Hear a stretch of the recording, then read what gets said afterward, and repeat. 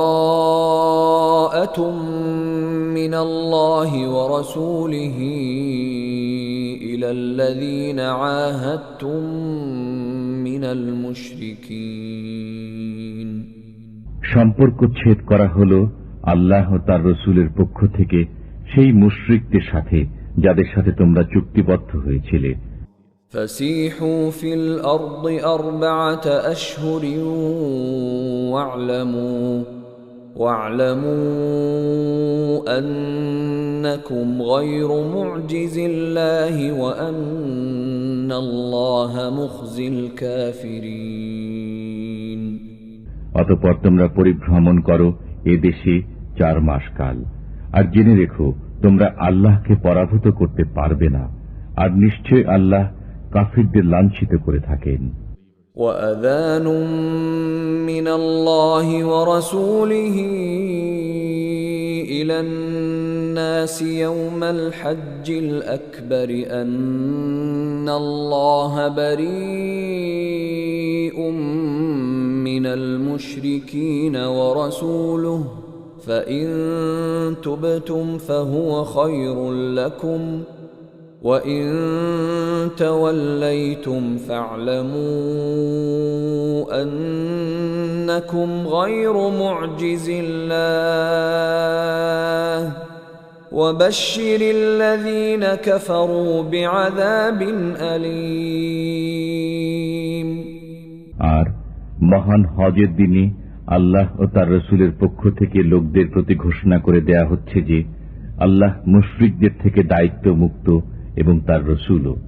অবশ্য যদি তোমরা তওবা করো তবে তা তোমাদের জন্য কল্যাণকর, আর যদি মুখ ফিরাও তবে জেনে রেখো আল্লাহকে তোমরা পরাভূত করতে পারবে না, আর কাফিরদের মর্মান্তিক শাস্তির সুসংবাদ দাও। إلا الذين عاهدتم من المشركين ثم لم ينقصوكم شيئا ولم يظاهروا عليكم أحدا فأتموا إليهم عهدهم إلى مدتهم إن الله يحب المتقين। তবে যে মুশরিকদের সাথে তোমরা চুক্তিবদ্ধ, অতঃপর যারা তোমাদের ব্যাপারে কোনো ত্রুটি করেনি এবং তোমাদের বিরুদ্ধে কাউকে সাহায্য করেনি, তাদের সাথে কৃত চুক্তিকে তাদের দেয়া মেয়াদ পর্যন্ত পূর্ণ করো। অবশ্যই আল্লাহ সাবধানীদের পছন্দ করেন। فَإِذَا انسَلَخَ الْأَشْهُرُ الْحُرُمُ فَاقْتُلُوا الْمُشْرِكِينَ حَيْثُ وَجَدتُّمُوهُمْ وَخُذُوهُمْ وَاحْصُرُوهُمْ وَاقْعُدُوا لَهُمْ كُلَّ مَرْصَدٍ فَإِن تَابُوا وَأَقَامُوا الصَّلَاةَ وَآتَوُا الزَّكَاةَ فَخَلُّوا سَبِيلَهُمْ ইন্নাল্লাহ গফুরুর রহিম। অতঃপর নিষিদ্ধ মাস অতিবাহিত হলে মুশরিকদের হত্যা করো যেখানে তাদের পাও, তাদের বন্দী করো এবং অবরোধ করো, আর প্রত্যেক ঘাঁটিতে তাদের সন্ধানে ওঁত পেতে বসে থাকো। কিন্তু যদি তারা তওবা করে, নামাজ কায়েম করে, যাকাত আদায় করে, তবে তাদের পথ ছেড়ে দাও। নিশ্চয়ই আল্লাহ অতি ক্ষমাশীল, পরম দয়ালু।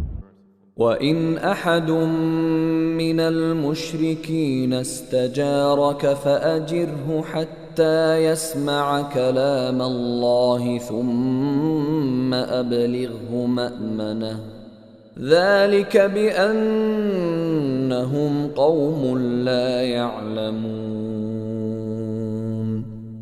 আর মুশরিকদের কেউ যদি তোমার কাছে আশ্রয় প্রার্থনা করে তবে তাকে আশ্রয় দেবে যাতে সে আল্লাহর কালাম শুনতে পায়, অতঃপর তাকে তার নিরাপদ স্থানে পৌঁছে দেবে। এটি এজন্য যে এরা জ্ঞান রাখে না। كيف يكون للمشركين عهد عند الله وعند رسوله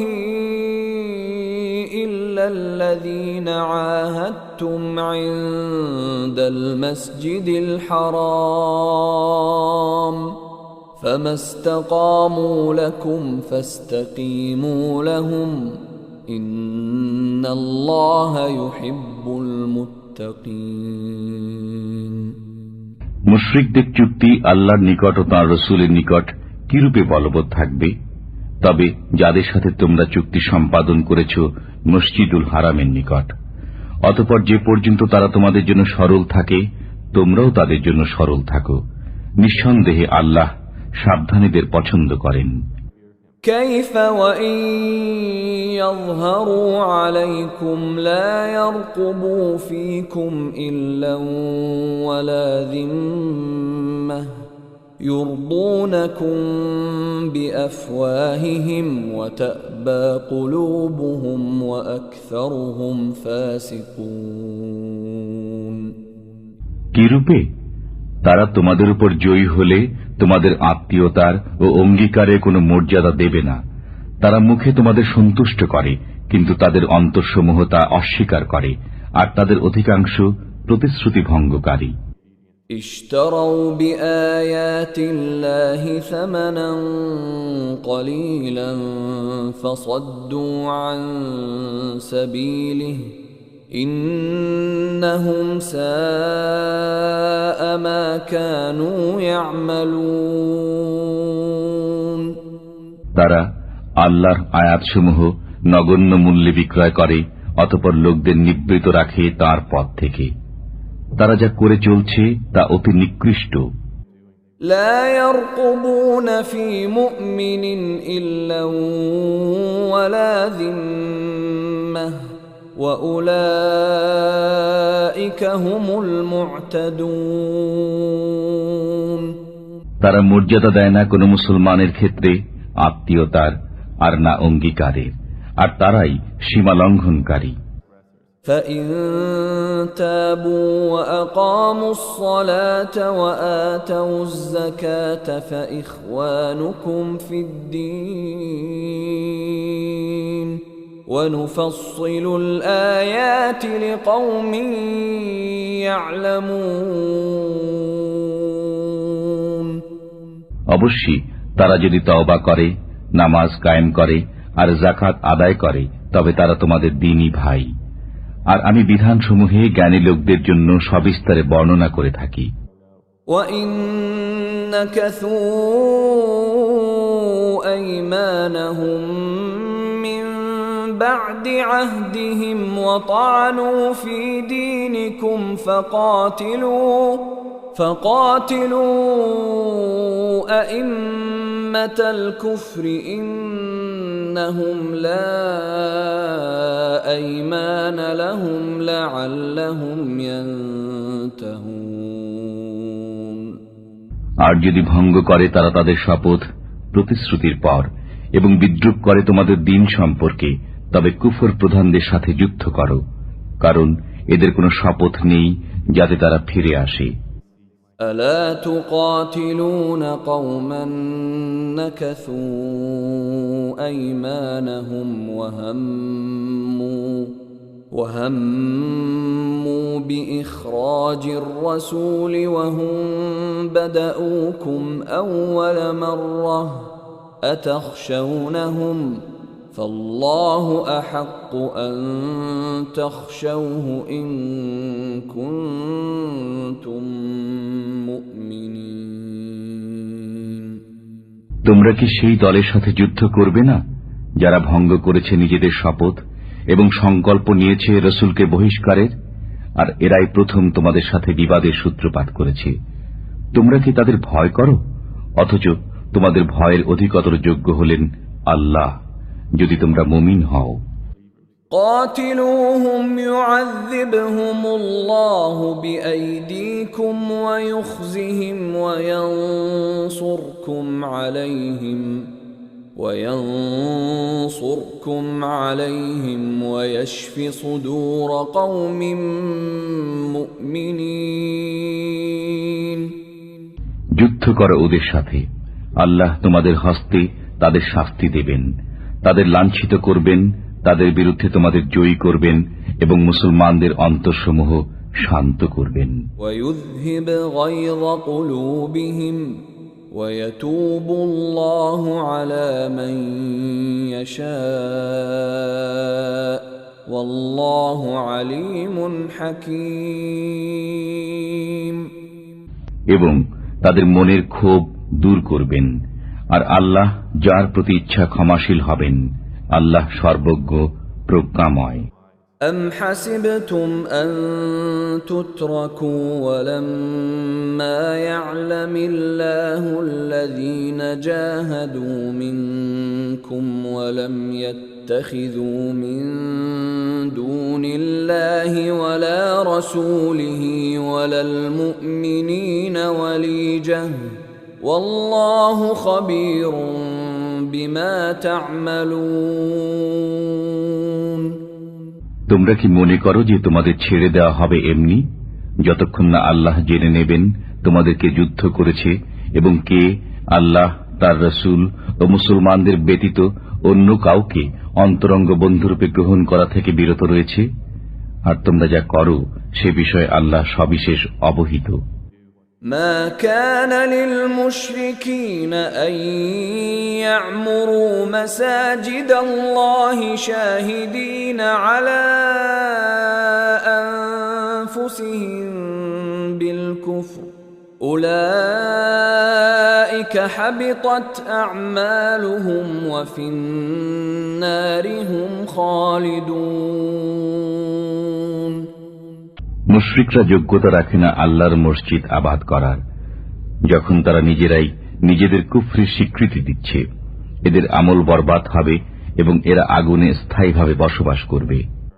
إنما يعمر مساجد الله من آمن بالله واليوم الآخر وأقام الصلاة وآتى الزكاة ولم يخش إلا الله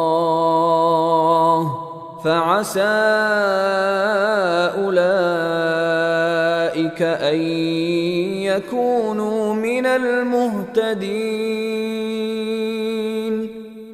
নিঃসন্দেহে তারাই আল্লাহর মসজিদ আবাদ করবে যারা ঈমান এনেছে আল্লাহর প্রতি ও শেষ দিনের প্রতি এবং কায়েম করেছে নামাজ ও আদায় করেছে যাকাত, আর আল্লাহ ব্যতীত আর কাউকে ভয় করে না।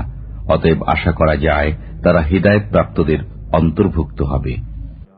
أجعلتم سقاية الحاج وعمارة المسجد الحرام كمن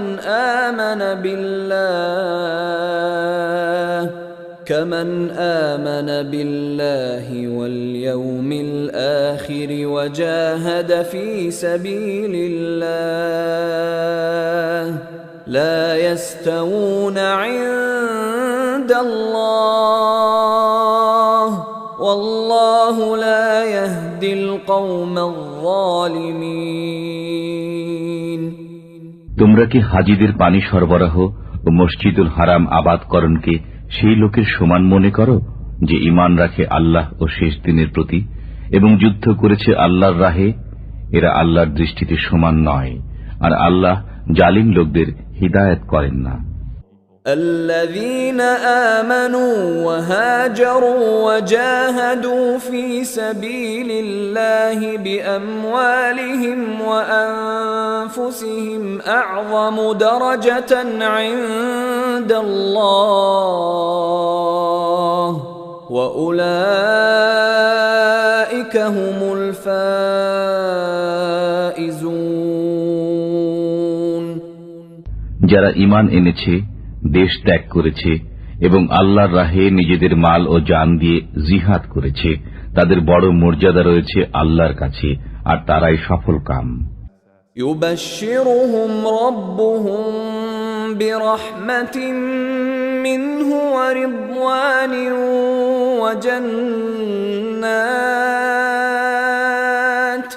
وجنات لهم فيها نعيم মুকিম। তাদের সুসংবাদ দিচ্ছেন তাদের পরওয়ারদিগার স্বীয় দয়া ও সন্তোষের এবং জান্নাতের, যেখানে আছে তাদের জন্য স্থায়ী শান্তি। খালিদিন ফিহা আবাদা إن الله عنده أجر عظيم তথায় তারা থাকবে চিরদিন। নিঃসন্দেহে আল্লাহর কাছে আছে মহাপুরস্কার। يا أيها الذين آمنوا لا تتخذوا آباءكم وإخوانكم أولياء إن استحبوا الكفر على الإيمان ومن يتولهم منكم فأولئك هم الظالمون হে ঈমানদারগণ, তোমরা স্বীয় পিতা ও ভাইদেরকে অভিভাবক রূপে গ্রহণ করো না, যদি তারা ঈমান অপেক্ষা কুফরকে ভালোবাসে, আর তোমাদের যারা তাদের অভিভাবক রূপে গ্রহণ করে তারা সীমা লঙ্ঘনকারী।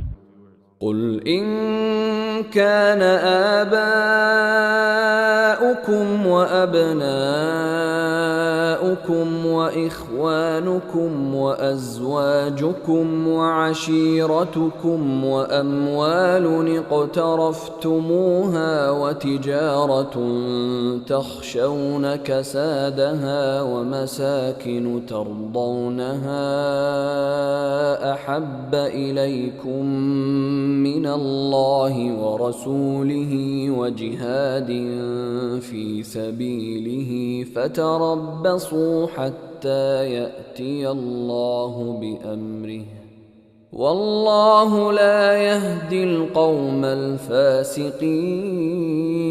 الفاسقين বলো, তোমাদের নিকট যদি তোমাদের পিতা, তোমাদের সন্তান, তোমাদের ভাই, তোমাদের পত্নী, তোমাদের গোত্র, তোমাদের অর্জিত ধন সম্পদ, তোমাদের ব্যবসা যা বন্ধ হয়ে যাওয়ার ভয় করো এবং তোমাদের বাসস্থান যাকে তোমরা পছন্দ করো, আল্লাহ, তার রসুল ও তাঁর রাহে জিহাদ করা থেকে অধিক প্রিয় হয়, তবে অপেক্ষা করো আল্লাহর বিধান আসা পর্যন্ত, আর আল্লাহ ফাসিক সম্প্রদায়কে হিদায়াত করেন না।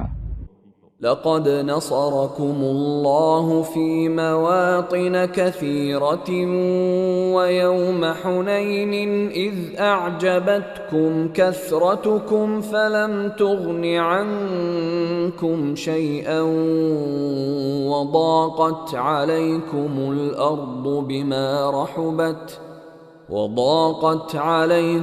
الأرض بما رحبت ثم وليتم مدبرين আল্লাহ তোমাদের সাহায্য করেছেন অনেক ক্ষেত্রে, এবং হুনাইনের দিনে যখন তোমাদের সংখ্যাধিক্য তোমাদের প্রফুল্ল করেছিল, কিন্তু তা তোমাদের কোনো কাজে আসেনি, এবং পৃথিবী প্রশস্ত হওয়া সত্ত্বেও তোমাদের জন্য সংকুচিত হয়েছিল।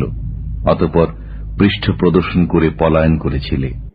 ثم أنزل الله سكينته على رسوله وعلى المؤمنين وأنزل جنودا لم تروها وعذب الذين كفروا وذلك جزاء الكافرين তারপর আল্লাহ নাজিল করেন নিজের পক্ষ থেকে সান্ত্বনা তার রসুল ও মুমিনদের প্রতি, এবং অবতীর্ণ করেন এমন সেনাবাহিনী যাদের তোমরা দেখতে পাওনি, আর শাস্তি প্রদান করেন কাফিরদের, এবং এটি হল কাফিরদের কর্মফল। ثم يتوب الله من بعد ذلك على من يشاء والله غفور رحيم এরপর আল্লাহ যাদের প্রতি ইচ্ছা তওবার তৌফিক দেবেন, আর আল্লাহ অতীব ক্ষমাশীল, পরম দয়ালু।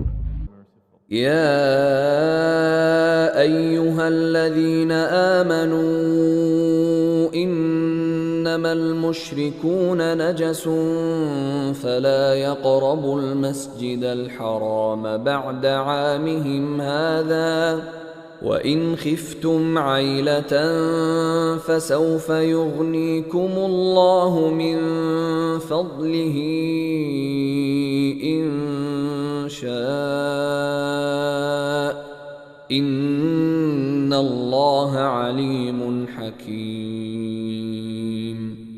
হে ঈমানদারগণ, মুশরিকরা তো অপবিত্র, সুতরাং এ বছরের পর তারা যেন মসজিদুল হারামের নিকট না আসে।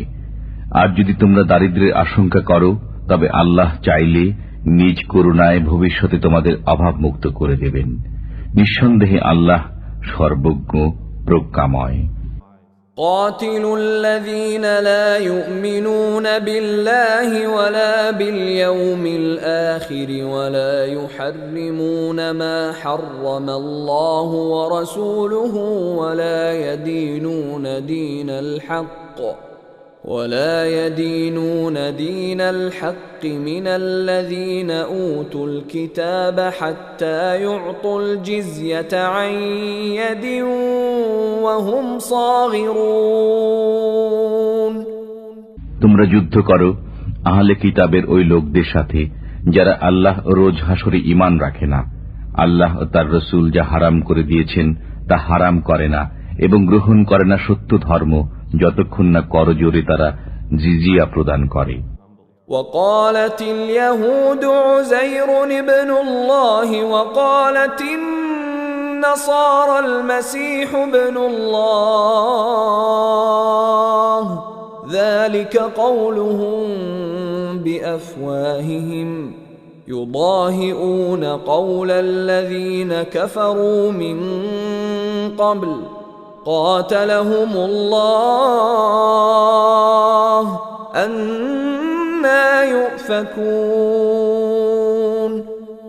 ইহুদিরা বলে উজাইর আল্লাহর পুত্র এবং নাসারারা বলে মসিহ আল্লাহর পুত্র। এ হচ্ছে তাদের মুখের কথা। এরা পূর্ববর্তী কাফিরদের মতো কথা বলে। আল্লাহ এদের ধ্বংস করুন, এরা কোন উল্টো পথে চলে যাচ্ছে। اتخذوا أحبارهم ورهبانهم أربابا من دون الله والمسيح ابن مريم وما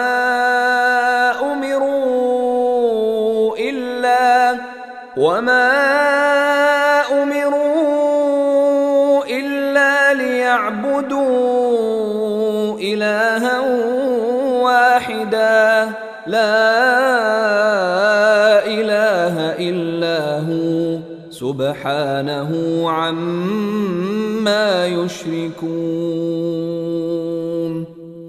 তারা তাদের পণ্ডিত ও সংসার বিভাগীদের তাদের পালনকর্তা রূপে গ্রহণ করেছে আল্লাহ ব্যতীত এবং মরিয়মের পুত্রকেও, অথচ তারা আদিষ্ট ছিল একমাত্র মাবুদের ইবাদতের জন্য। তিনি ছাড়া কোনো মাবুদ নেই। তারা তার শরীক সাব্যস্ত করে, তার থেকে তিনি পবিত্র।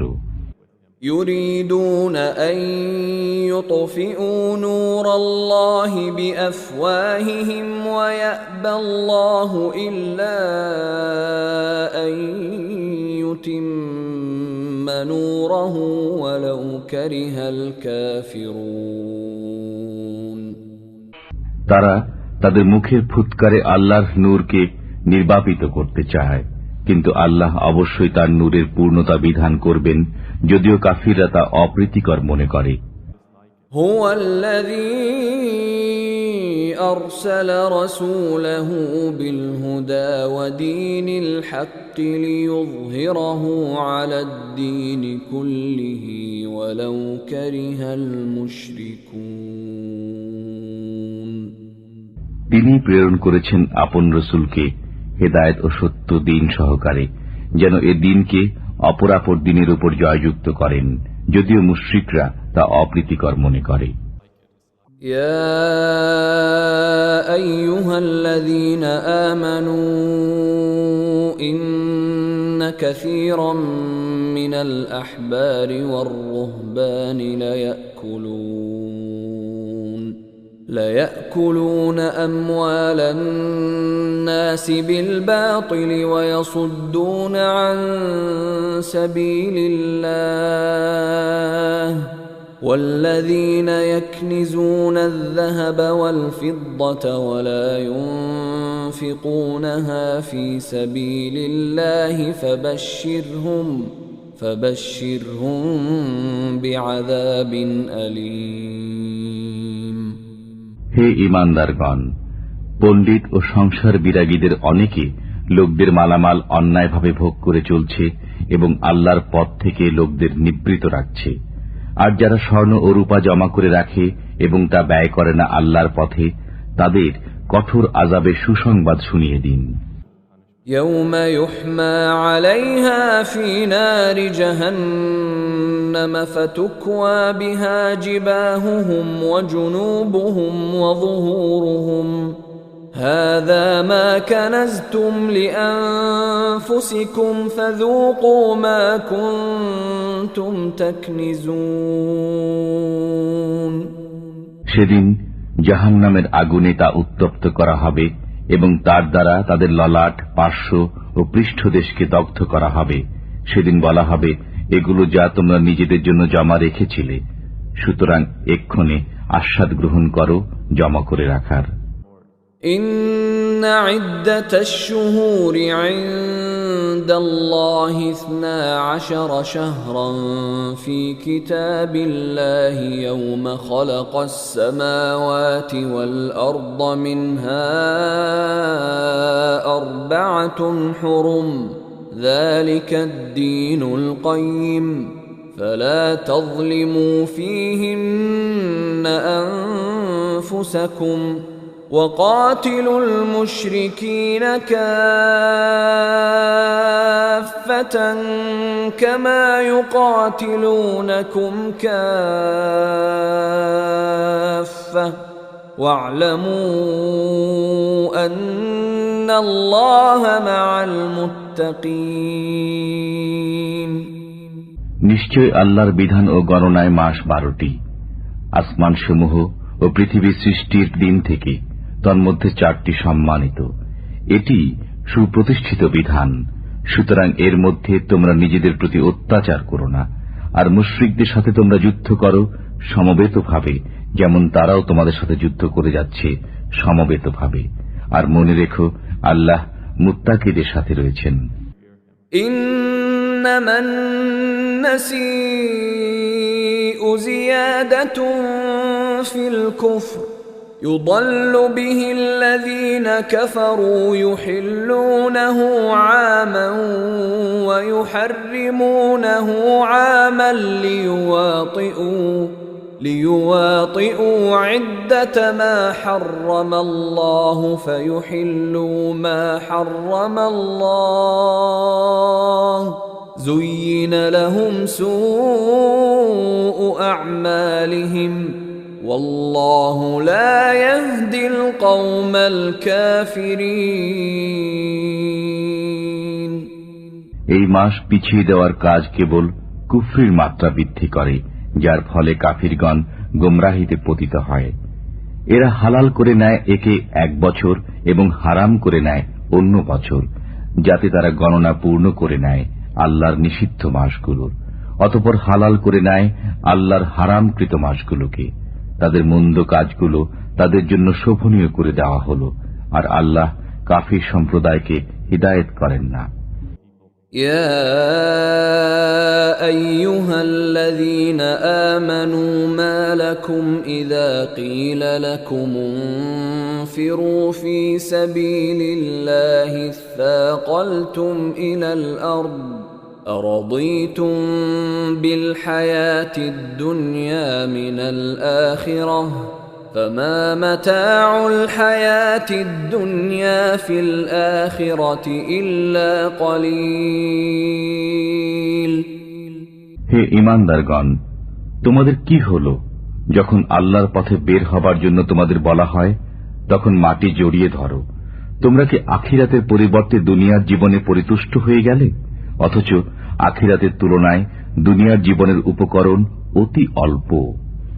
إلا تنفروا يعذبكم عذابا أليما ويستبدل قوما غيركم ولا تضروه شيئا والله على كل شيء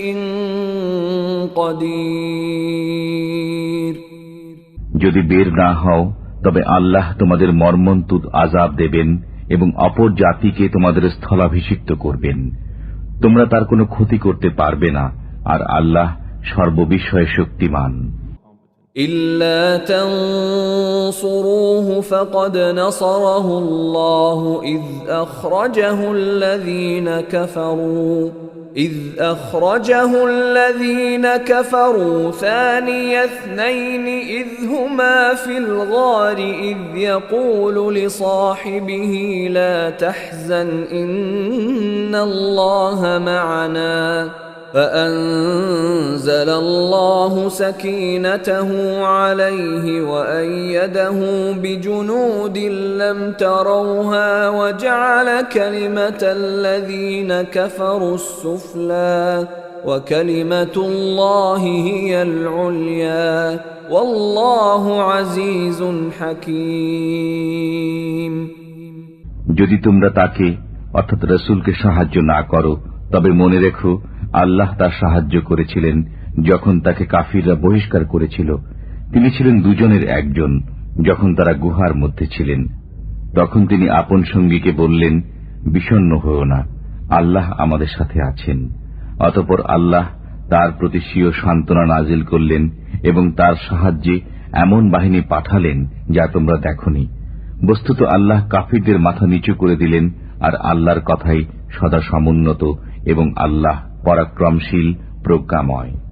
انفروا خفافا وثقالا وجاهدوا بأموالكم وأنفسكم في سبيل الله ذلكم خير لكم إن كنتم تعلمون।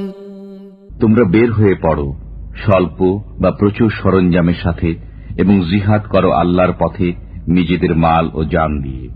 এটি তোমাদের জন্য অতি উত্তম যদি তোমরা বুঝতে পারো। لو كان عرضا قريبا وسفرا قاصدا لاتبعوك ولكن بعدت عليهم الشقة وسيحلفون بالله لو استطعنا لخرجنا معكم يهلكون أنفسهم والله يعلم إنهم لكاذبون। যদি আশু লাভের সম্ভাবনা থাকত এবং যাত্রাপথ সংক্ষিপ্ত হতো, তবে তারা অবশ্যই আপনার সহযাত্রী হতো, কিন্তু তাদের নিকট যাত্রাপথ সুদীর্ঘ মনে হল। আর তারা এখনই শপথ করে বলবে, আমাদের সাধ্য থাকলে অবশ্যই তোমাদের সাথে বের হতাম।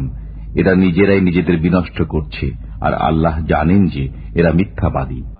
আফাল্লাহু আনকা লিমা আযিনতা লাহুম হাত্তা ইয়াতাবায়্যানা লাকাল্লাযীনা সাদাকু ওয়া তা'লামাল কাযিবিন। আল্লাহ আপনাকে ক্ষমা করুন। আপনি কেন তাদের অব্যাহতি দিলেন, যে পর্যন্ত না আপনার কাছে পরিষ্কার হয়ে যেত কারা সত্যবাদী, এবং জেনে নিতেন মিথ্যাবাদীদের। لا يستأذنك الذين يؤمنون بالله واليوم الآخر أن يجاهدوا بأموالهم وأنفسهم والله عليم بالمتقين। আল্লাহ রোজ কিয়ামতের প্রতি যাদের ঈমান রয়েছে তারা মাল ও জান দ্বারা জিহাদ করা থেকে আপনার কাছে অব্যাহতি কামনা করবে না, আর আল্লাহ সাবধানীদের ভালো জানেন। ইন্নামা ইস্তাযিনুকা আল্লাযীনা লা ইউমিনুনা বিল্লাহি ওয়াল ইয়াউমিল আখির ওয়ারতাবাত কুলুবুহুম ফাহুম ফী রাইবিহিম ইয়াতারাদ্দাদুন।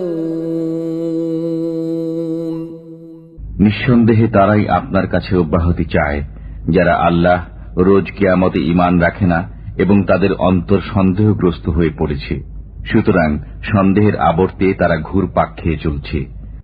ওয়ালাউ আরাদুল খুরুজ লাআ'আদ্দু লাহু উদ্দাতান ওয়ালাকিন কারিহাল্লাহু বিআসাহুম ফাসাব্বাতাহুম فثبطهم وقيل اقعدوا مع القاعدين আর যদি তারা বের হওয়ার সংকল্প নিত তবে অবশ্যই কিছু সরঞ্জাম প্রস্তুত রাখত, কিন্তু তাদের উত্থান আল্লাহর পছন্দ নয়, তাই তাদের নিবৃত রাখলেন এবং আদেশ হল উপবিষ্ট লোকদের সাথে তোমরা বসে থাকো। لو خرجوا فيكم ما زادوكم إلا خبالا ولأوضعوا خلالكم يبغونكم الفتنة وفيكم سماعون لهم والله عليم بالظالمين যদি তোমাদের সাথে তারা বের হতো তবে তোমাদের অনিষ্ট ছাড়া আর কিছু বৃদ্ধি করত না, আর অশ্ব ছুটাত তোমাদের মধ্যে বিভেদ সৃষ্টির উদ্দেশ্যে, আর তোমাদের মাঝে রয়েছে তাদের গুপ্তচর। বস্তুত আল্লাহ জালিমদের ভালোভাবেই জানেন। لقد ابتغوا الفتنة من قبل وقلبوا لك الأمور حتى جاء الحق وظهر أمر الله حتى جاء الحق وظهر أمر الله وهم كارهون তারা পূর্ব থেকেই বিভেদ সৃষ্টির সুযোগ সন্ধানে ছিল এবং আপনার কার্যসমূহ ওলট পালট করে দিচ্ছিল। শেষ পর্যন্ত সত্য প্রতিশ্রুতি এসে গেল এবং জয়ী হল আল্লাহর হুকুম, যে অবস্থায় তারা মন্দ বোধ করল। ومنهم من يقول ائذن لي ولا تفتني ألا في الفتنة سقطوا وإن جهنم لمحيطة بالكافرين আর তাদের কেউ বলে, আমাকে অব্যাহতি দিন এবং পথভ্রষ্ট করবেন না। শুনে রাখো, তারা তো পূর্ব থেকে পথভ্রষ্ট এবং নিঃসন্দেহে জাহান্নাম এই কাফিরদের পরিবেষ্টন করে রয়েছে। إن تصبك حسنة تسؤهم وإن تصبك مصيبة يقولوا قد أخذنا أمرنا من قبل ويتولوا وهم فرحون আপনার কোনো কল্যাণ হলে তারা মন্দ বোধ করে এবং কোনো বিপদ উপস্থিত হলে তারা বলে, আমরা পূর্ব থেকেই নিজেদের কাজ সামনে নিয়েছি, এবং ফিরে যায় উল্লসিত মনে। قل لن يصيبنا إلا ما كتب الله لنا هو مولانا وعلى الله فليتوكل المؤمنون আপনি বলুন, আমাদের কাছে কিছুই পৌঁছবে না, কিন্তু যা আল্লাহ আমাদের জন্য রেখেছেন তিনি আমাদের কার্যনির্বাহক। আল্লাহর উপরই মুমিনদের ভরসা করা উচিত। قل هل تربصون بنا إلا إحدى الحسنيين ونحن نتربص بكم أن يصيبكم الله بعذاب من عنده أو بأيدينا فتربصوا إنا معكم متربصون আপনি বলুন, তোমরা তো আমাদের জন্য দুকল্যাণের একটি প্রত্যাশা করো, আর আমরা প্রত্যাশায় আছি তোমাদের জন্য যে আল্লাহ তোমাদের আযাব দান করুক নিজের পক্ষ থেকে অথবা আমাদের হস্তে। সুতরাং তোমরা অপেক্ষা করো, আমরাও তোমাদের সাথে অপেক্ষমান। قل أنفقوا طوعا أو كرها لن يتقبل منكم إنكم كنتم قوما فاسقين আপনি বলুন, তোমরা ইচ্ছায় অর্থ ব্যয় করো বা অনিচ্ছায়, তোমাদের থেকে তা কখনো কবুল হবে না, তোমরা নাফরমানের দল। وما منعهم أن تقبل منهم نفقاتهم إلا أنهم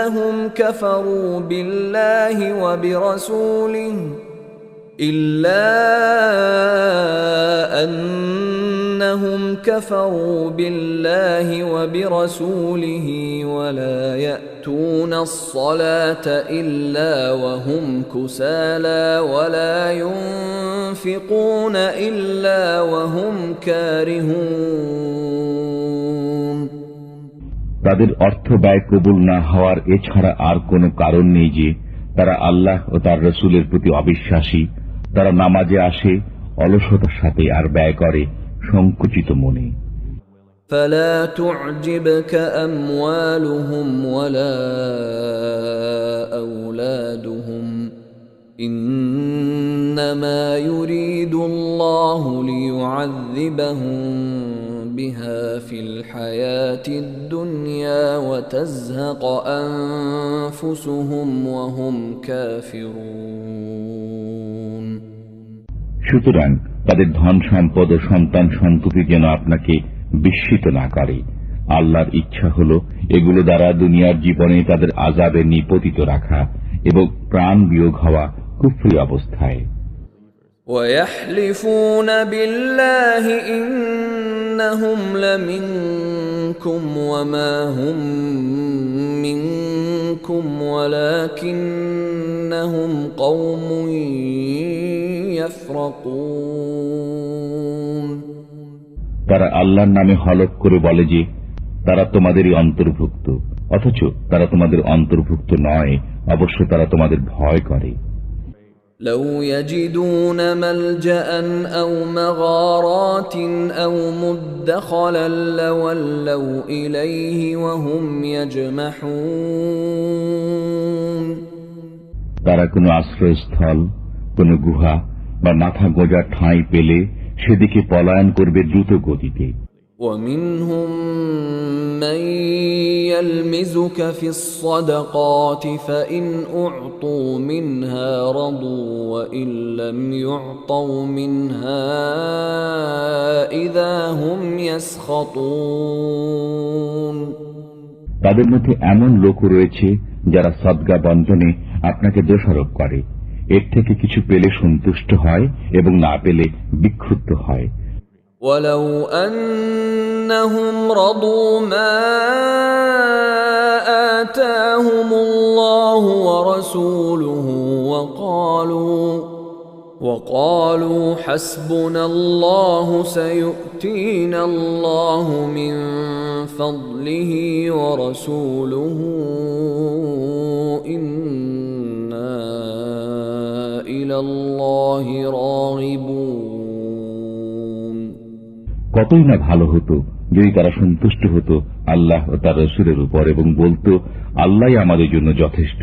আল্লাহ আমাদের দেবেন নিজ করুণায় এবং তার রাসূলও। আমরা শুধু আল্লাহকেই কামনা করি। إنما الصدقات للفقراء والمساكين والعاملين عليها والمؤلفة قلوبهم وفي الرقاب والغارمين وفي سبيل الله وابن السبيل فريضة من الله والله عليم حكيم যাকাত হলো কেবল ফকির, মিসকিন, যাকাত আদায়কারী ও যাদের চিত্ত আকর্ষণ প্রয়োজন তাদের হক এবং তা দাস মুক্তির জন্য, ঋণগ্রস্তদের জন্য, আল্লাহর পথে জিহাদকারীদের জন্য এবং মুসাফিরদের জন্য এই হল আল্লাহর নির্ধারিত বিধান। আল্লাহ সর্বজ্ঞ, প্রজ্ঞাময়।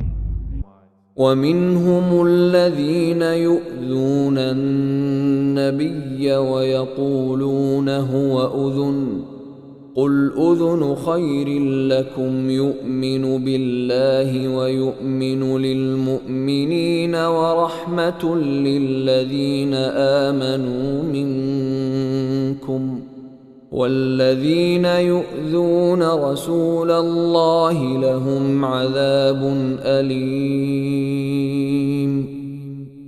আর তাদের মধ্যে কেউ কেউ নবীকে ক্লেশ দেয় এবং বলে এ লোকটি তো কান সর্বস্ব। আপনি বলে দিন কান হলেও তোমাদেরই মঙ্গলের জন্য।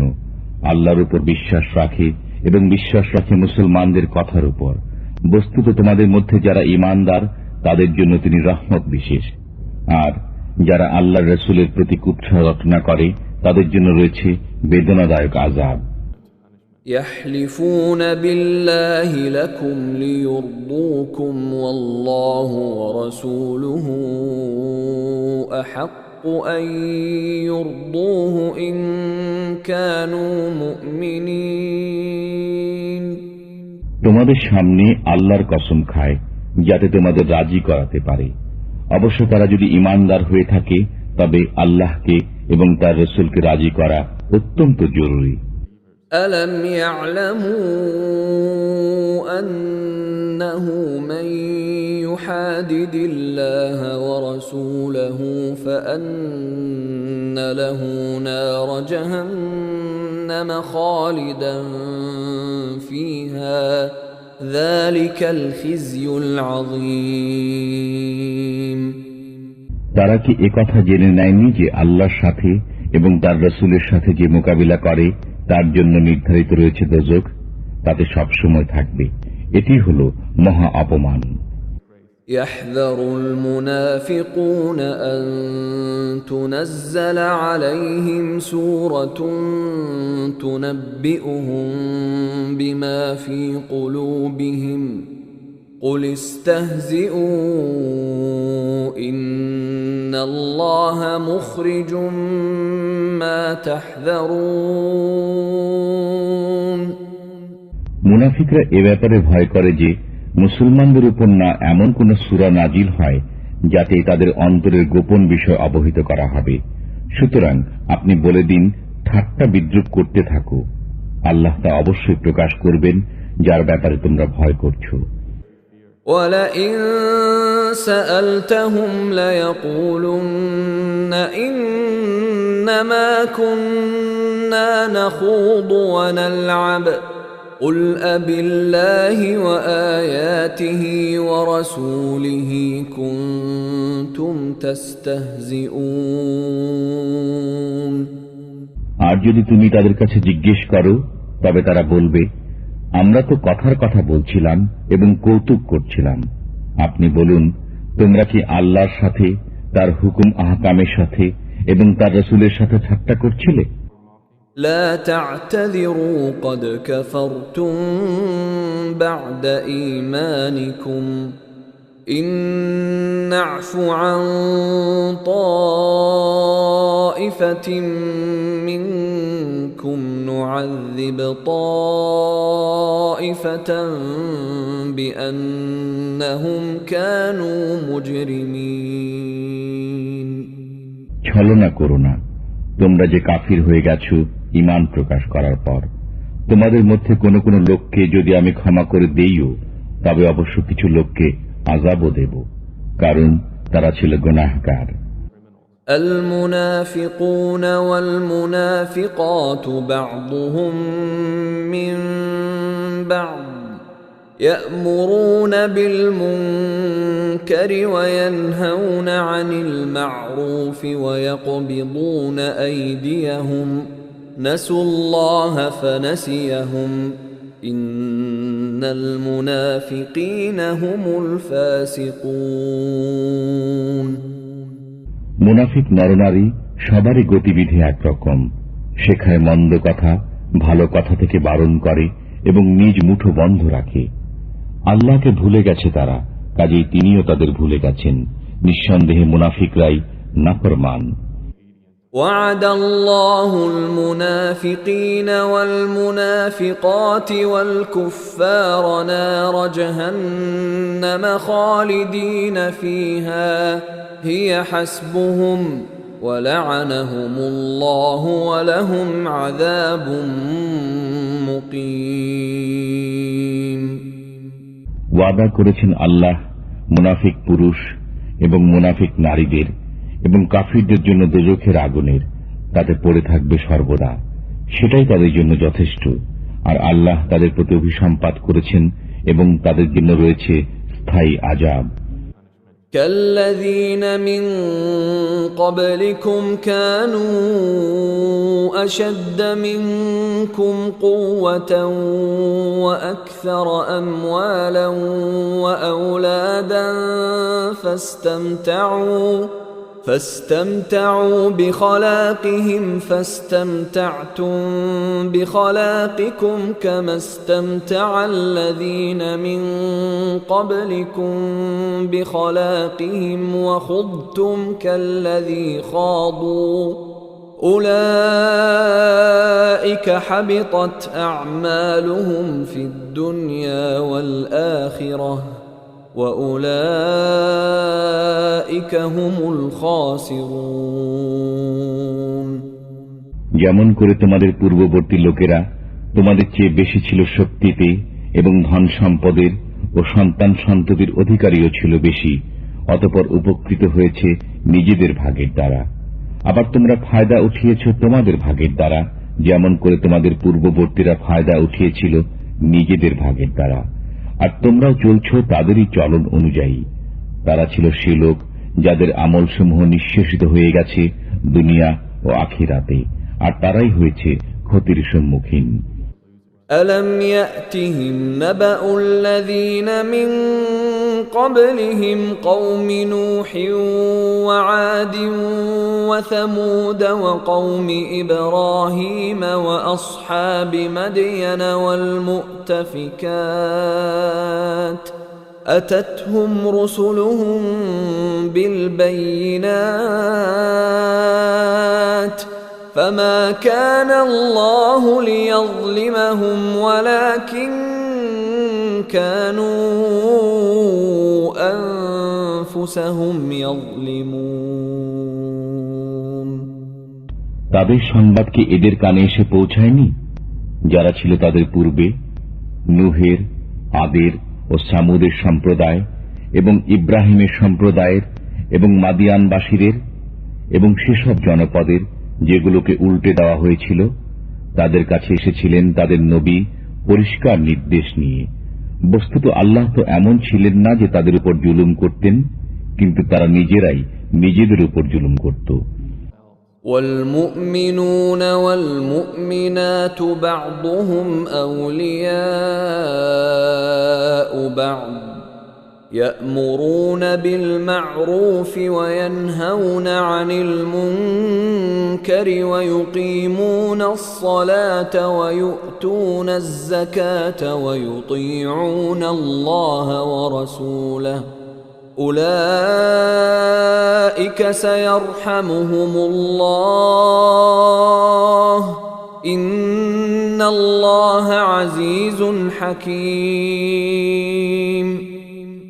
আর ঈমানদার পুরুষ ও ঈমানদার নারী একে অপরের সহায়ক।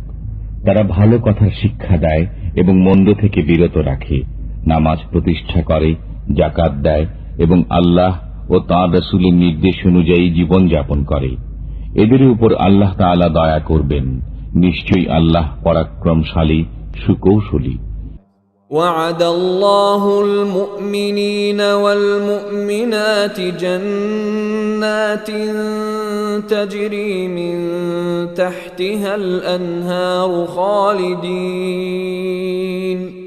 خالدين فيها ومساكن طيبة في جنات عدن ورضوان من الله أكبر ذلك هو الفوز العظيم আল্লাহ ঈমানদার পুরুষ ও ঈমানদার নারীদের প্রতিশ্রুতি দিয়েছেন কানন কুঞ্জের, যার তলদেশে প্রবাহিত হয় প্রস্রবণ। তারা সেগুলোই মাঝে থাকবে, আর এসব কানন কুঞ্জে থাকবে পরিচ্ছন্ন থাকার ঘর। বস্তুত এ সমুদায়ের মাঝে সবচেয়ে বড় হল আল্লাহর সন্তুষ্টি। এটি হল মহান কৃতকার্যতা। يا أيها النبي جاهد الكفار والمنافقين واغلظ عليهم ومأواهم جهنم وبئس المصير। হে নবী, কাফিরদের সাথে যুদ্ধ করুন এবং মুনাফিকদের সাথে তাদের সাথে কঠোরতা অবলম্বন করুন। তাদের ঠিকানা হল দোজখ এবং তা হল নিকৃষ্ট ঠিকানা। يحلفون بالله ما قالوا ولقد قالوا كلمة الكفر وكفروا بعد إسلامهم وهموا بما لم ينالوا وما نقموا إلا أن أغناهم الله ورسوله من فضله فإن يتوبوا يك خيرا لهم وإن يتولوا يعذبهم الله عذابا أليما في الدنيا والآخرة وما لهم في الأرض من ولي ولا نصير। তারা কসম খায় যে আমরা বলিনি, অথচ নিঃসন্দেহে তারা বলেছে কুফরি বাক্য এবং মুসলমান হবার পর অস্বীকৃতি জ্ঞাপনকারী হয়েছে। আর তারা কামনা করেছিল এমন বস্তুর যা তারা প্রাপ্ত হয়নি। আর এসব তারই পরিণতি ছিল যে আল্লাহ ও তাঁর রাসূল তাদেরকে সম্পদশালী করে দিয়েছিলেন নিজের অনুগ্রহের মাধ্যমে। বস্তুত এরা যদি তওবা করে নেয় তবে তাদের জন্য মঙ্গল, আর যদি তা না মানে তবে তাদেরকে আযাব দেবেন আল্লাহ তাআলা, বেদনাদায়ক আযাব দুনিয়া ও আখিরাতে। অতএব বিশ্ব চরাচরে তাদের জন্য কোনো সাহায্যকারী সমর্থক নেই। ومنهم من عاهد الله لئن آتانا من فضله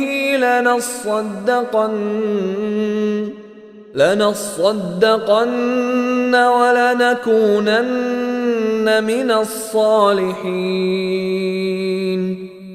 তাদের মধ্যে কেউ কেউ রয়েছে যারা আল্লাহ তাআলার সাথে ওয়াদা করেছিল যে তিনি যদি আমাদের প্রতি অনুগ্রহ দান করেন তবে অবশ্যই আমরা ব্যয় করব এবং সৎকর্মীদের অন্তর্ভুক্ত হয়ে থাকব। فَلَمَّا آتَاهُم مِّن فَضْلِهِ بَخِلُوا بِهِ وَتَوَلَّوْا وَهُم مُّعْرِضُونَ। অতঃপর যখন তাদেরকে স্বীয় অনুগ্রহের মাধ্যমে দান করা হয় তখন তাতে কার্পণ্য করেছে এবং কৃত ওয়াদা থেকে ফিরে গিয়েছে তা ভেঙে দিয়ে। فأعقبهم نفاقا في قلوبهم إلى يوم يلقونه بما أخلفوا الله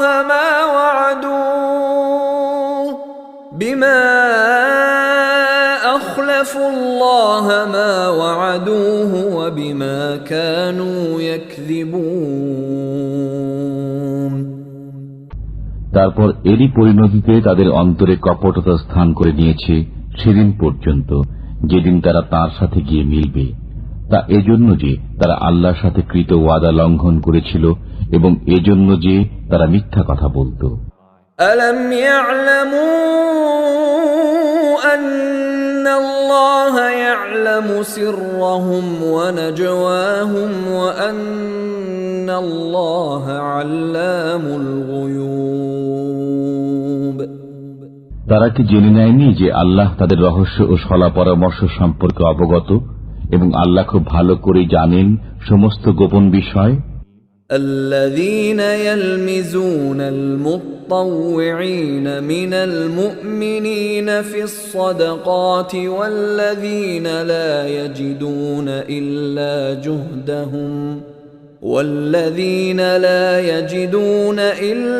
جهدهم فيسخرون منهم سخر الله منهم ولهم عذاب أليم। সে সমস্ত লোক যারা ভৎসনা বিদ্রুপ করে সেসব মুসলমানদের প্রতি যারা মন খুলে দান খয়রাত করে এবং তাদের প্রতি যাদের কিছুই নেই শুধুমাত্র নিজেদের পরিশ্রমলব্ধ বস্তু ছাড়া, তারপর তাদের প্রতি ঠাট্টা করে। আল্লাহ তাদের প্রতি ঠাট্টা করেছেন এবং তাদের জন্য রয়েছে বেদনাদায়ক আযাব। استغفر لهم أو لا تستغفر لهم إن تستغفر لهم 70 مرة فلن يغفر الله لهم ذلك بأنهم كفروا بالله ورسوله والله لا يهدي القوم الفاسقين তুমি তাদের জন্য ক্ষমা প্রার্থনা করো আর না করো।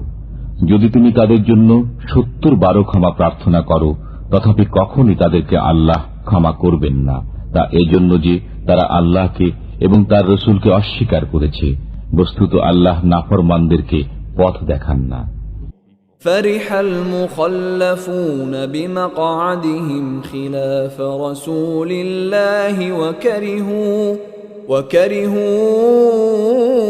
أن يجاهدوا بأموالهم وأنفسهم في سبيل الله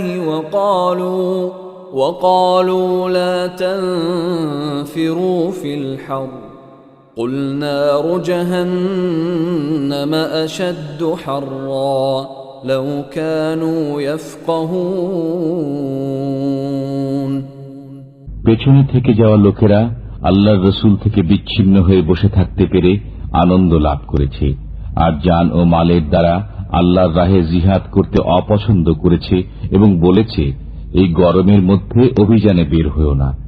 বলে দাও, উত্তাপে জাহান্নামের আগুন প্রচণ্ডতম, যদি তাদের বিবেচনা শক্তি থাকত। فليضحكوا قليلا وليبكوا كثيرا جزاء بما كانوا يكسبون অতএব তারা সামান্য হেসে নিক এবং তারা তাদের কৃতকর্মের বদলাতে অনেক বেশি কাঁদবে। فإن رجعك الله إلى طائفة منهم فاستأذنوك للخروج فقل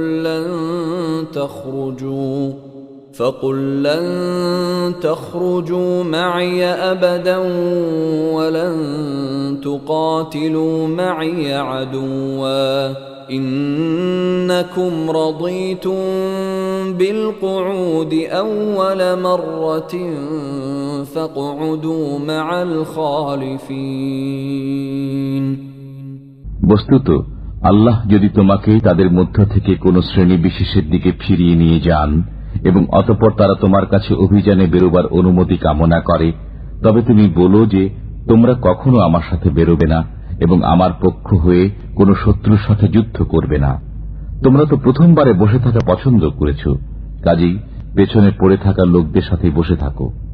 ولا تصل على أحد منهم مات أبدا ولا تقم على قبره إنهم كفروا بالله ورسوله وماتوا وهم فاسقون আর তাদের মধ্য থেকে কারো মৃত্যু হলে তার উপর কখনো নামাজ পড়বেন না এবং তার কবরে দাঁড়াবেন না। তারা তো আল্লাহর প্রতি অস্বীকৃতি জ্ঞাপন করেছে এবং রসুলের প্রতিও। বস্তুত তারা নাফরমান অবস্থায় মৃত্যুবরণ করেছে। ولا تعجبك أموالهم وأولادهم إنما يريد الله أن يعذبهم بها في الدنيا وتزهق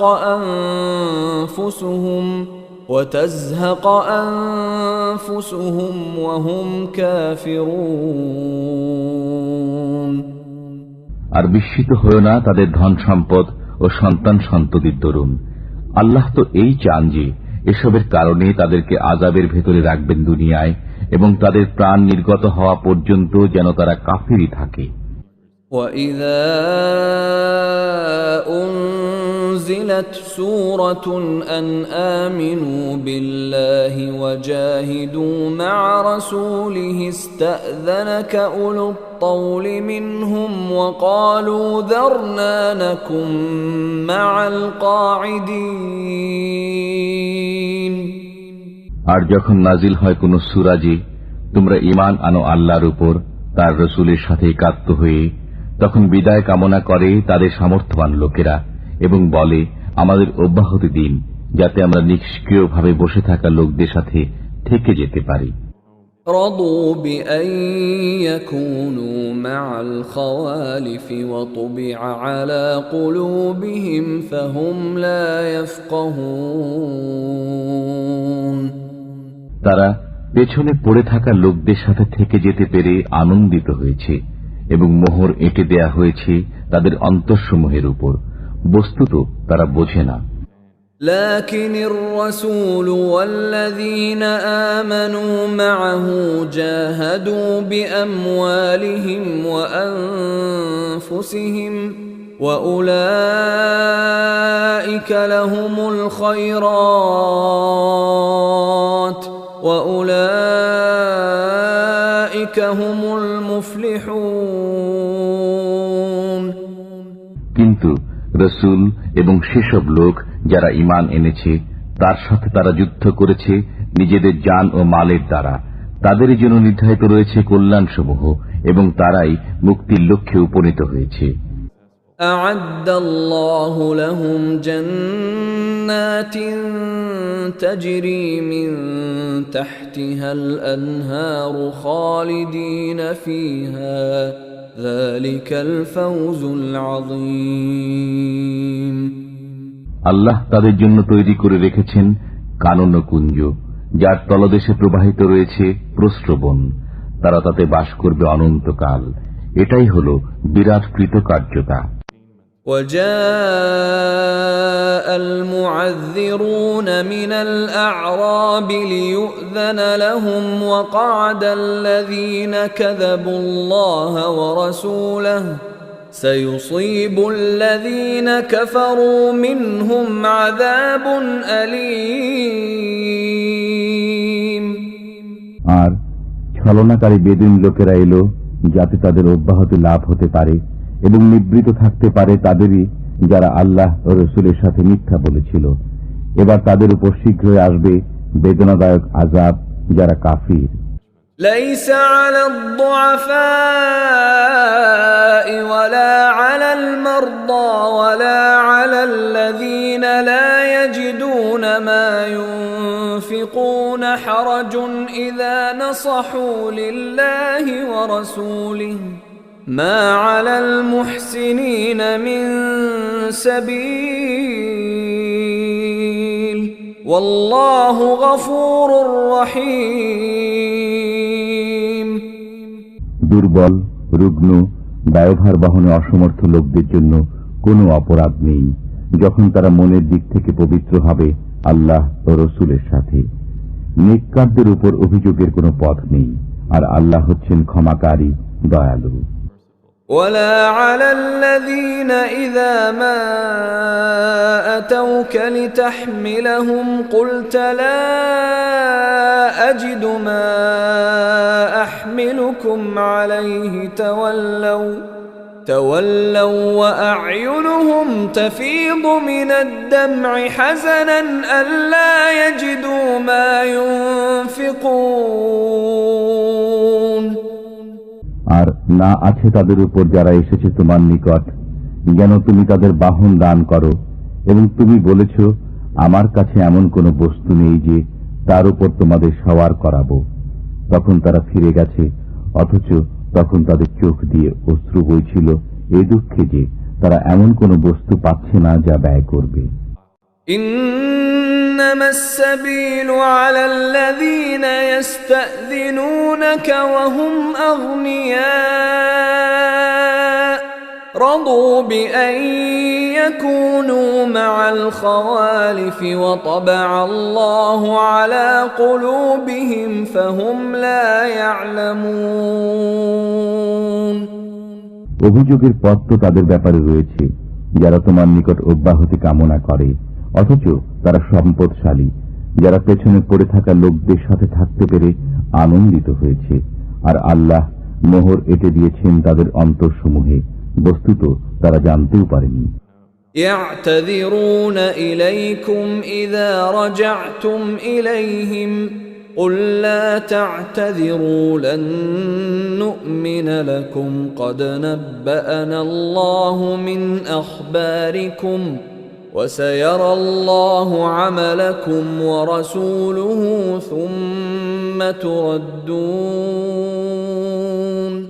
ثم تردون إلى عالم الغيب والشهادة فينبئكم بما كنتم تعملون তুমি যখন তাদের কাছে ফিরে আসবে তখন তারা তোমাদের নিকট ছল ছুতা নিয়ে উপস্থিত হবে।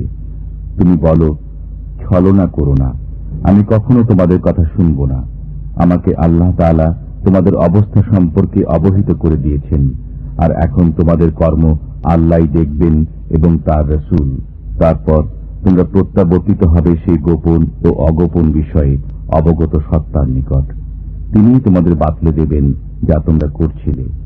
سيحلفون بالله لكم إذا انقلبتم إليهم لتعرضوا عنهم فأعرضوا عنهم إنهم رجس ومأواهم جهنم جزاء بما كانوا يكسبون এখন তারা তোমার সামনে আল্লাহর কসম খাবে যখন তুমি তাদের কাছে ফিরে যাবে, যেন তুমি তাদের ক্ষমা করে দাও। সুতরাং তুমি তাদের ক্ষমা করো। নিঃসন্দেহে এরা অপবিত্র এবং তাদের কৃতকর্মের বদলা হিসাবে তাদের ঠিকানা হল দোজখ।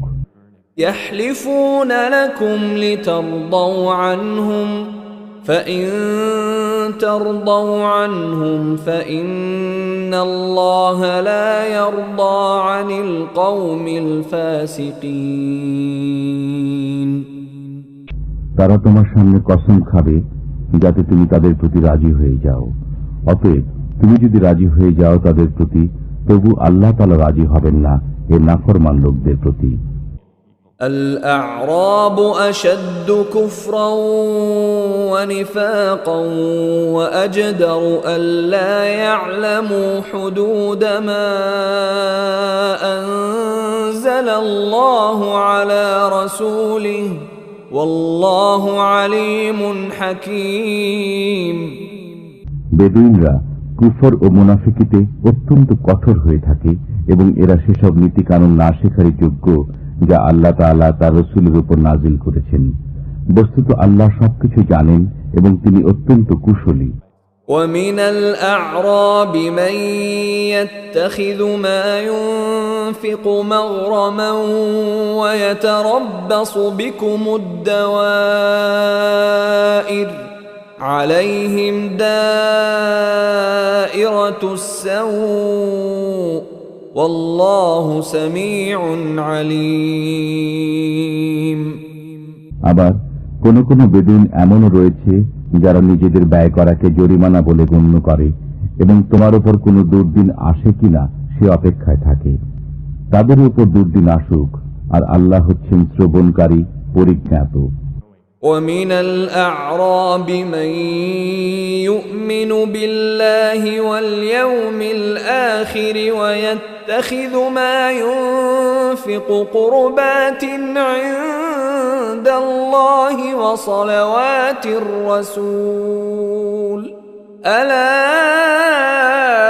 إنها قربة لهم سيدخلهم الله في رحمته إن الله غفور رحيم আর কোন কোন বেদুইন হলো তারা যারা ঈমান আনে আল্লাহর উপর, কিয়ামত দিনের উপর এবং নিজেদের ব্যয়কে আল্লাহর নৈকট্য এবং রাসূলের দোয়া লাভের উপায় বলে গণ্য করে, যেন তারাই হলো তাদের ক্ষেত্রে নৈকট্য। আল্লাহ তাদেরকে নিজের রহমতের অন্তর্ভুক্ত করবেন। নিশ্চয়ই আল্লাহ ক্ষমাশীল, করুণাময়। والسابقون الأولون من المهاجرين والأنصار والذين اتبعوهم بإحسان رضي الله عنهم ورضوا عنه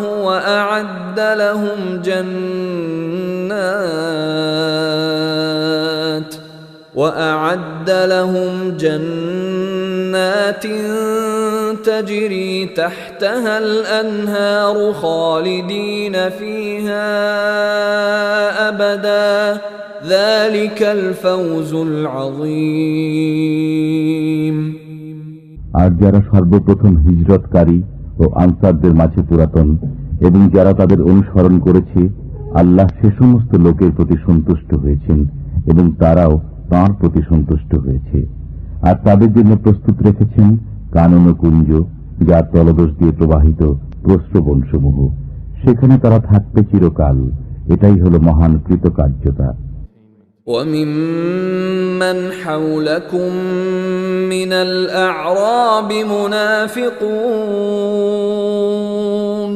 وَمِنْ أَهْلِ الْمَدِينَةِ مَرَدُوا عَلَى النِّفَاقِ لَا تَعْلَمُهُمْ نَحْنُ نَعْلَمُهُمْ سَنُعَذِّبُهُمْ مرتين ثم يردون إلى عذاب عظيم। আর কিছু কিছু তোমার আশেপাশের মুনাফিক এবং কিছু লোক মদিনাবাসী কঠোর মুনাফিকিতে অনড়। তুমি তাদের জানো না, আমি তাদের জানি। আমি তাদেরকে আযাব দান করব দুবার, তারপর তাদেরকে নিয়ে যাওয়া হবে মহা আযাবের দিকে। وآخرون اعترفوا بذنوبهم خلطوا عملا صالحا وآخر سيئا عسى الله أن يتوب عليهم إن الله غفور رحيم। আর কোন কোন লোক রয়েছে যারা নিজেদের পাপ স্বীকার করেছে, তারা নিশ্চিত করেছে একটি নেক কাজ ও অন্য একটি বদ কাজ। শীঘ্রই আল্লাহ হয়তো তাদেরকে ক্ষমা করে দেবেন। নিঃসন্দেহে আল্লাহ ক্ষমাশীল, করুণাময়। خذ من أموالهم صدقة تطهرهم وتزكيهم بها وصل عليهم إن صلاتك سكن لهم والله سميع عليم। তাদের মালামাল থেকে যাকাত গ্রহণ করো, যাতে তুমি সেগুলোকে পবিত্র করতে এবং সেগুলোকে বরকতময় করতে পারো এর মাধ্যমে। আর তুমি তাদের জন্য দোয়া করো, নিঃসন্দেহে তোমার দোয়া তাদের জন্য সান্ত্বনা স্বরূপ। বস্তুত আল্লাহ সবকিছুই শোনেন, জানেন। ألم يعلموا أن الله هو يقبل التوبة عن عباده ويأخذ الصدقات وأن الله هو التواب الرحيم।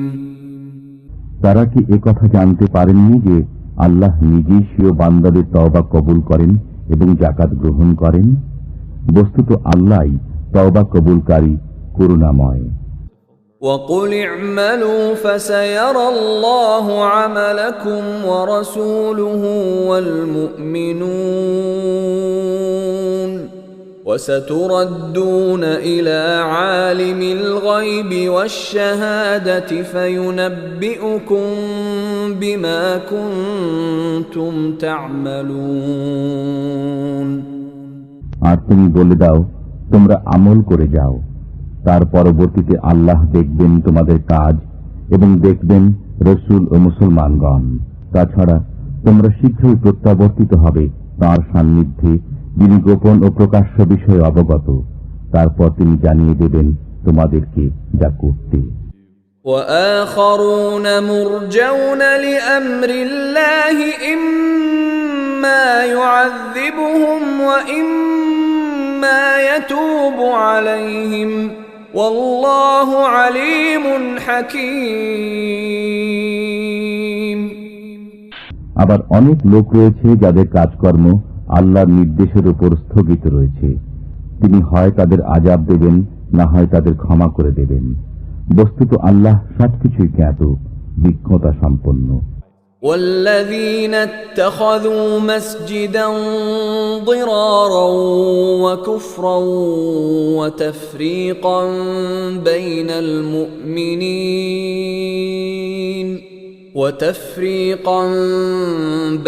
المؤمنين وإرصادا لمن حارب الله ورسوله من قبل وليحلفن إن أردنا إلا الحسنى والله يشهد إنهم لكاذبون। আর যারা নির্মাণ করেছে মসজিদ জিদের বশে এবং কুফরের তাড়নায়, মুমিনদের মধ্যে বিভেদ সৃষ্টির উদ্দেশ্যে এবং ওই লোকদের জন্য ঘাঁটি স্বরূপ যে পূর্ব থেকে আল্লাহ ও তার রসুলের সাথে যুদ্ধ করে আসছে, আর তারা অবশ্যই শপথ করবে যে আমরা কেবল কল্যাণই চেয়েছি। পক্ষান্তরে আল্লাহ সাক্ষী যে তারা সবাই মিথ্যুক। لا تقم فيه أبدا لمسجد أسس على التقوى من أول يوم أحق أن تقوم فيه رجال يحبون أن يتطهروا والله يحب المطهرين। তুমি কখনো সেখানে দাঁড়াবে না, তবে যে মসজিদের ভিত্তি রাখা হয়েছে তাকওয়ার উপর প্রথম দিন থেকে, সেটি তোমার দাঁড়াবার যোগ্য স্থান। সেখানে রয়েছে এমন লোক যারা পবিত্রতাকে ভালোবাসে, আর আল্লাহ পবিত্র লোকদের ভালোবাসেন। أفمن أسس بنيانه على تقوى من الله ورضوان خير أم من أسس بنيانه على شفا جرف هار فانهار به في نار جهنم والله لا يهدي القوم الظالمين। যে ব্যক্তি স্বীয় গৃহের ভিত্তি রেখেছে আল্লাহর ভয় ও তাঁর সন্তুষ্টির উপর, সে উত্তম, না সে ব্যক্তি উত্তম যে স্বীয় গৃহের ভিত্তি রেখেছে কোন গর্তের কিনারায় যা ধসে পড়ার নিকটবর্তী এবং অতঃপর তা ওকে নিয়ে দোজখের আগুনে পতিত হয়? আর আল্লাহ জালিমদের পথ দেখান না। لا يزال بنيانهم الذي بنوا ريبة في قلوبهم إلا أن تقطع قلوبهم والله عليم حكيم। তাদের নির্মিত গৃহটি তাদের অন্তরে সদা সন্দেহের উদ্রেক করে যাবে, যে পর্যন্ত না তাদের অন্তরগুলো চৌচির হয়ে যায়, আর আল্লাহ সর্বজ্ঞ প্রজ্ঞাময়। ইন্নাল্লাহা আশতারা মিনাল মুমিনিনা আনফুসাহুম ওয়া আমওয়ালাহুম বিআন্না লাহুমুল জান্নাহ يقاتلون في سبيل الله فيقتلون ويقتلون وعدا عليه حقا في التوراة والإنجيل والقرآن ومن أوفى بعهده من الله فاستبشروا ببيعكم الذي بايعتم به وذلك هو الفوز العظيم। আল্লাহ ক্রয় করে নিয়েছেন মুসলমানদের থেকে তাদের জান ও মাল এই মূল্যে যে তাদের জন্য রয়েছে জান্নাত। তারা যুদ্ধ করে আল্লাহর রাহে, অতঃপর মারে ও মরে। তাওরাত, ইনজিল ও কোরআন, তিনি এ সত্য প্রতিশ্রুতিতে অবিচল, আর আল্লাহর যে প্রতিশ্রুতি রক্ষায় কে অধিক। সুতরাং তোমরা আনন্দিত হও সে লেনদেনের উপর যা তোমরা করছো তার সাথে, আর এ হল মহান সাফল্য। التائبون العابدون العابدون الحامدون السائحون الراكعون الساجدون الآمرون بالمعروف والناهون عن المنكر والحافظون لحدود الله وبشر المؤمنين তারা তওবাকারী, ইবাদতকারী, শুকরগুজার, দুনিয়ার সাথে সম্পর্ক ছেদকারী, রুকু ও সিজদা আদায়কারী, সৎ কাজের আদেশ দানকারী ও মন্দ কাজ থেকে নিবৃতকারী এবং আল্লাহর দেয়া সীমাসমূহের হেফাজতকারী। বস্তুত সুসংবাদ দাও ঈমানদারদেরকে। ما كان للنبي والذين آمنوا أن يستغفروا للمشركين ولو كانوا أولي قربى من بعد ما تبين لهم أنهم أصحاب الجحيم। নবী এবং মুমিনের উচিত নয় মুশরিকদের মাগফিরাত কামনা করা, যদিও তারা আত্মীয় হোক, এ কথা সুস্পষ্ট হওয়ার পর যে তারা দোজখী। وما كان استغفار إبراهيم لأبيه إلا عن موعدة وعدها إياه فلما تبين له أنه عدو لله تبرأ منه إن إبراهيم لأواه حليم। আর ইব্রাহিম কর্তৃক স্বীয় পিতার মাগফিরাত কামনা ছিল কেবল সেই প্রতিশ্রুতির কারণে যা তিনি তার সাথে করেছিলেন। অতঃপর যখন তার কাছে এই কথা প্রকাশ পেল যে সে আল্লাহর শত্রু, তখন তার সাথে সম্পর্ক ছিন্ন করে নিলেন। নিঃসন্দেহে ইব্রাহিম ছিলেন বড় কোমল হৃদয়, সহনশীল।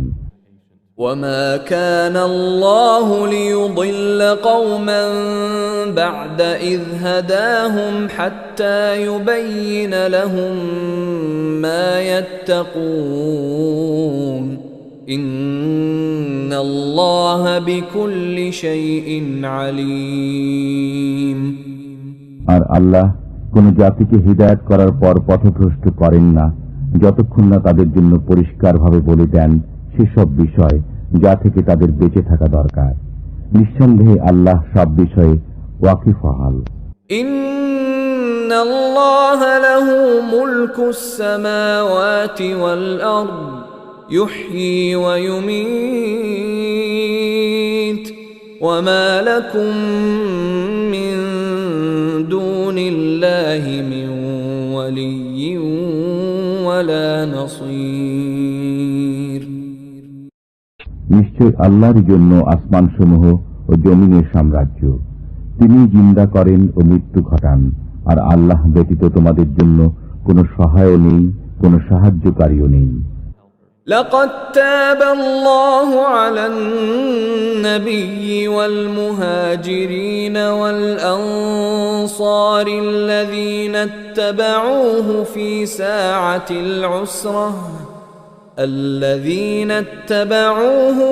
ساعة العسرة من بعد ما كاد يزيغ قلوب فريق منهم ثم تاب عليهم إنه بهم رؤوف رحيم।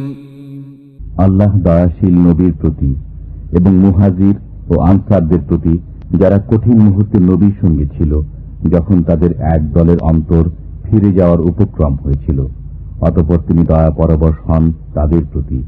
নিঃসন্দেহে তিনি তাদের প্রতি দয়াশীল ও করুণাময়। وعلى الثلاثة الذين خلفوا حتى إذا ضاقت عليهم الأرض بما رحبت وضاقت عليهم أنفسهم وظنوا أن لا ملجأ من الله إلا إليه ثم تاب عليهم ليتوبوا إن الله هو التواب الرحيم। এবং অপর তিনজনকে যাদেরকে পেছনে রাখা হয়েছিল যখন পৃথিবী বিস্তৃত হওয়া সত্ত্বেও তাদের জন্য সংকুচিত হয়ে গেল এবং তাদের জীবন দুর্বিষহ হয়ে উঠল, আর তারা বুঝতে পারল যে আল্লাহ ব্যতীত আর কোনো আশ্রয়স্থল নেই, অতঃপর তিনি সদয় হলেন তাদের প্রতি যাতে তারা ফিরে আসে। নিঃসন্দেহে আল্লাহ দয়াময়, করুণাশীল।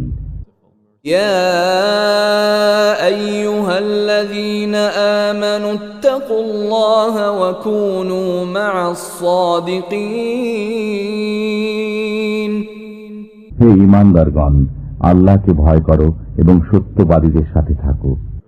ما كان لأهل المدينة ومن حولهم من الأعراب أن يتخلفوا عن رسول الله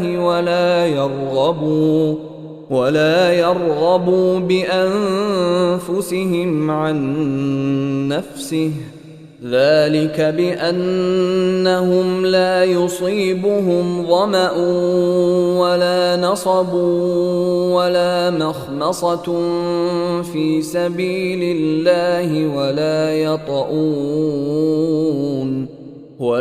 يطؤون موطئا يغيظ الكفار ولا ينالون من عدو نيلا إلا كتب لهم به عمل صالح إن الله لا يضيع أجر المحسنين। মদিনাবাসী ও পার্শ্ববর্তী পল্লীবাসীদের উচিত নয় রাসূলুল্লাহর সঙ্গ ত্যাগ করে পেছনে থেকে যাওয়া এবং রাসূলের প্রাণ থেকে নিজেদের প্রাণকে অধিক প্রিয় মনে করা।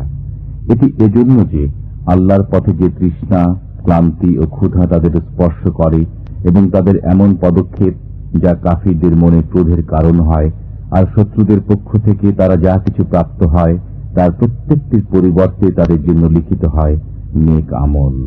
নিঃসন্দেহে আল্লাহ সৎকর্মশীল লোকদের হক নষ্ট করেন না। ولا ينفقون نفقة صغيرة ولا كبيرة ولا يقطعون واديا إلا كتب لهم ليجزيهم الله أحسن ما كانوا يعملون। আর তারা অল্প বিস্তর যা কিছু ব্যয় করে, যত প্রান্তর তারা অতিক্রম করে, তা সবই তাদের নামে লেখা হয়, যেন আল্লাহ তাদের কৃতকর্মসমূহের উত্তম বিনিময় প্রদান করেন। وما كان المؤمنون لينفروا كافة فلولا نفر من كل فرقة منهم طائفة ليتفقهوا في الدين ولينذروا قومهم إذا رجعوا إليهم لعلهم يحذرون। আর সমস্ত মুমিনদের অভিযানে বের হওয়া সঙ্গত নয়, তাই তাদের প্রত্যেক দলের একটি অংশ কেন বের হল না, যাতে দিনের জ্ঞান লাভ করে এবং সংবাদ দান করে স্বজাতিকে যখন তারা তাদের কাছে প্রত্যাবর্তন করবে, যেন তারা বাঁচতে পারে। يا أيها الذين آمنوا قاتلوا الذين يلونكم من الكفار وليجدوا فيكم غلظة واعلموا أن الله مع المتقين। হে ঈমানদারগণ, তোমাদের নিকটবর্তী কাফিরদের সাথে যুদ্ধ চালিয়ে যাও এবং তারা তোমাদের মধ্যে কঠোরতা অনুভব করুক, আর জেনে রাখো আল্লাহ মুত্তাকিদের সাথে রয়েছেন। وَإِذَا مَا أُنْزِلَتْ سُورَةٌ فَمِنْهُمْ مَنْ يَقُولُ أَيُّكُمْ زَادَتْهُ هَذِهِ إِيمَانًا فأما الذين آمنوا فزادتهم إيمانا وهم يستبشرون আর যখন কোন সূরা অবতীর্ণ হয় তখন তাদের কেউ কেউ বলে, এ সূরা তোমাদের মধ্যে কার ঈমান কতটা বৃদ্ধি করল? অতএব যারা ঈমানদার, এ সূরা তাদের ঈমান বৃদ্ধি করেছে এবং তারা আনন্দিত হয়েছে। وأما الذين في قلوبهم مرض فزادتهم رجسا إلى رجسهم وماتوا وهم كافرون বস্তুত যাদের অন্তরে ব্যাধি রয়েছে এটি তাদের কলুষের সাথে আরো কলুষ বৃদ্ধি করেছে এবং তারা কাফির অবস্থায় মৃত্যুবরণ করল। أولا يرون أنهم يفتنون في كل عام مرة أو مرتين ثم لا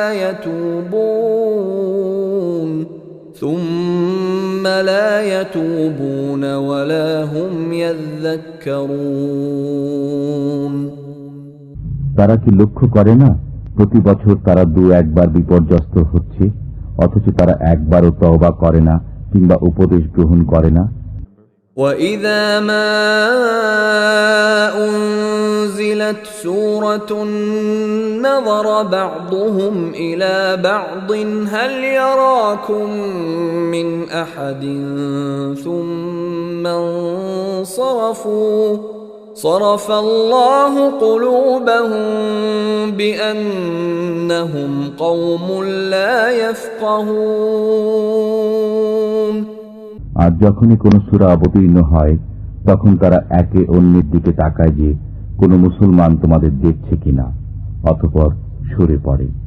আল্লাহ ওদের অন্তরকে সত্য বিমুখ করে দিয়েছেন, নিশ্চয়ই তারা নির্বোধ সম্প্রদায়। لقد جاءكم رسول من أنفسكم عزيز عليه ما عنتم حريص عليكم بالمؤمنين رؤوف رحيم তোমাদের কাছে এসেছে তোমাদের মধ্য থেকেই একজন রাসূল, তোমাদের দুঃখ কষ্ট তার পক্ষে দুঃসহ, তিনি তোমাদের মঙ্গলকামী, মুমিনদের প্রতি স্নেহশীল, দয়াময়। فإن تولوا فقل حسبي الله لا إله إلا هو عليه توكلت وهو رب العرش العظيم